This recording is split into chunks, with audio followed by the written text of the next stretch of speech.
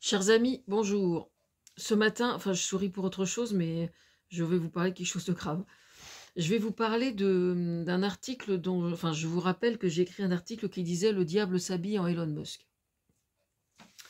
Et donc c'est curieux d'observer que ça tombe au moment, justement quelques jours avant l'investiture de Donald Trump aux USA, quoi.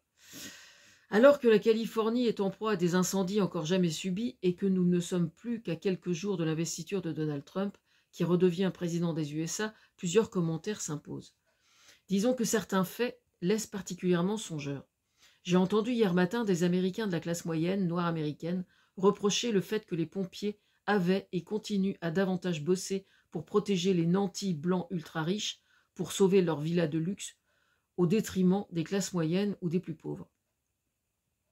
C'est bien de politique plus générale dont il est alors question, contrairement à la prétendue analyse qu'en fait Donald Trump.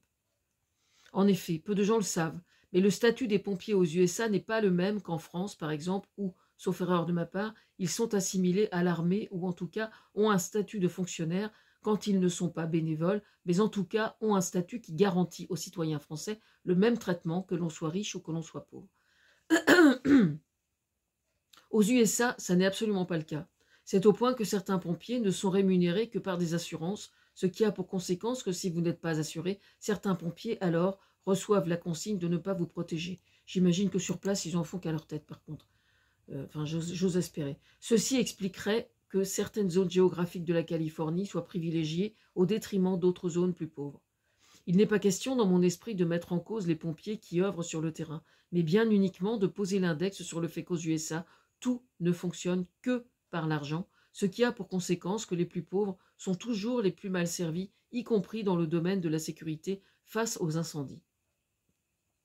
Comment justifier qu'aux USA, l'assurance sur une maison dont on est propriétaire ne soit pas obligatoire, comme elle l'est en France?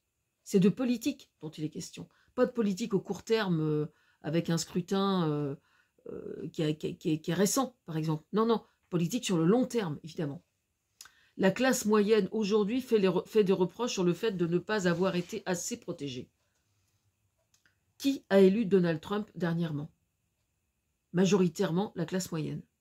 Qui a élu dernièrement un négationniste du réchauffement climatique, qu'on voit manifestement aujourd'hui par ses conséquences d'une aussi grande gravité? Il y a quelques mois, un des cadres principaux d'une compagnie d'assurance s'est fait assassiner en pleine rue. Je ne cautionne évidemment pas un tel acte. Mais quand il arrive des faits aussi graves, il est bon de se poser quelques questions. Aujourd'hui, la Californie, une fois de plus, est la cible de catastrophes naturelles, plus que jamais. Et ces catastrophes naturelles sont la conséquence du réchauffement climatique. Et les Américains viennent d'élire un président négationniste du réchauffement climatique. Et qui est tellement arrogant qu'il est absolument incapable, évidemment, de se remettre en cause sur ce sujet. Il instrumentalise les immigrés mexicains et ce sont des pompiers mexicains qui viennent en aide aux Américains pour lutter contre les incendies. On marche vraiment la tête à l'envers, quoi. Là, aujourd'hui, en France, on a un problème d'un autre ordre, alors que assurer sa maison quand on en est propriétaire est obligatoire. Vous avez des zones, au prétexte que les maisons sont susceptibles éventuellement d'être de nouveau inondées, vous avez des compagnies d'assurance qui s'autorisent à rompre le contrat avec des propriétaires. Alors ça, c'est encore un autre problème. C'est un problème d'un autre ordre. Pourtant, il existerait un moyen de résoudre ça, mais ça, c'est le législateur qui doit s'en saisir. C'est de la part des assureurs d'exiger que les restaurations sur ces maisons soient faites avec des matériaux qui sont compatibles avec l'inondation. Et d'exiger, par exemple, que les installations électriques soient à 1,20 m de hauteur. Ça, ce sont des choses qui peuvent parfaitement être faites sur le plan de la loi en France. Et je ne comprends pas pour quelle raison ça n'est pas fait. Parce que ça, les assureurs peuvent dire la loi ne l'exige pas, etc.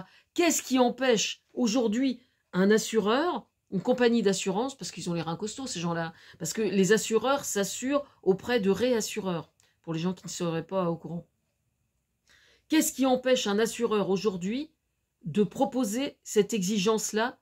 Par exemple, ils veulent se séparer comment dire, d'un particulier qui est propriétaire d'une maison qui a inondé 1 ou 2 fois et il dit on veut plus assurer.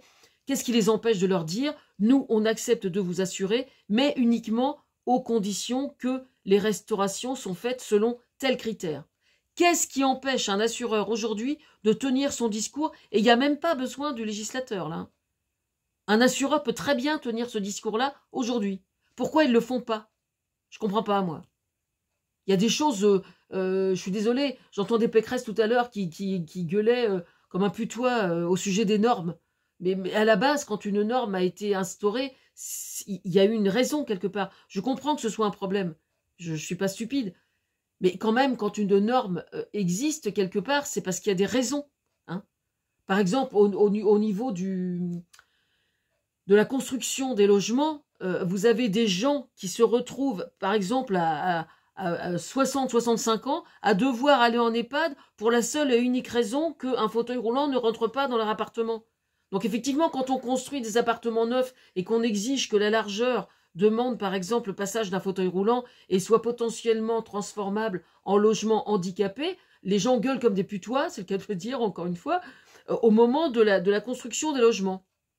Mais c'est juste une façon d'anticiper le fait que la population vieillissant, il est possible que certains aient besoin, il faut qu'il y ait un pourcentage important d'appartements qui répondent à une norme handicapée. Je sais de quoi je parle, évidemment. Ça, ce sont les normes, il y a certaines normes qui ont de bonnes raisons d'être. Il ne faut pas critiquer les normes de façon systématique, c'est complètement stupide. Maintenant, qu'il y ait la possibilité comment dire, de les réduire ou de les faciliter, je suis d'accord. Mais c'est quand même pas normal, quoi. Mais ça, ce qui se passe au niveau des assurances là, moi je l'ai expliqué en noir sur blanc, ou en vidéo, je sais plus, il y a plus de 20 ans. Hein, quand je voyais le pourcentage de gens qui disaient le réchauffement climatique, la température, qu'est-ce qu'on s'en fout, quoi. Enfin, ils ne le disaient pas, mais franchement, quelle importance. Moi j'avais répondu, c'est très simple. J'ai dit parce qu'aujourd'hui tout le monde est assuré. À partir du moment où les assurances vont devoir casquer un max, ce sont les assurances qui, eux, vont faire la loi après. Voilà où on en est aujourd'hui. Vous vous rendez compte de la gravité un peu? Vous avez des gens qui ont payé une assurance sur leur foncier depuis des décennies, et aujourd'hui, au prétexte qu'il y a eu 2 fois 5 cm au rez-de-chaussée, on leur dit « Oh ben non, nous on vous connaît plus. » Mais attendez, qu'est-ce que c'est que ces tocards? Je parle des assureurs, là, ouais. Des tocards, ouais. Vraiment. C'est révoltant de voir ça.